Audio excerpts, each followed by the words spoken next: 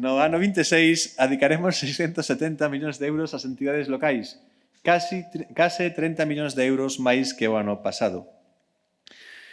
Temos aquí, en primeiro lugar, a evolución do FCL, que supón tamén un forte esforzo o maior tamén dos orzamentos autonómicos no financiamento de concellos e entidades locais. Reforzamos o Fondo de Cooperación Local, o Fondo Incondicionado, que vai directamente ás arcas municipais, no financiamento dos concellos e entidades locais en case 20 millóns de euros máis, o que supón preto dun 12%.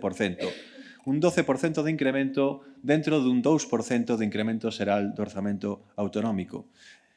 En comparación á dotación deste exercicio 2025. É prácticamente un incremento do 20% nos 2 primeiros anos da legislatura. Se sumamos o incremento deste ano do anterior, suma os recursos asignados ao financiamento incondicionado dos concellos preto dun 20%.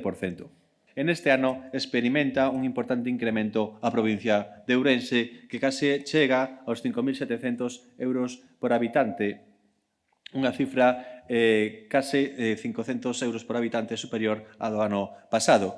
Tamén está Lugo con 5.754 euros por habitante e logo están as provincias atlánticas, Coruña, que neste caso baixa, respecto ao ano pasado, para quedarse nos 4.873 euros por habitante e Pontevedra con 4.308 euros por habitante.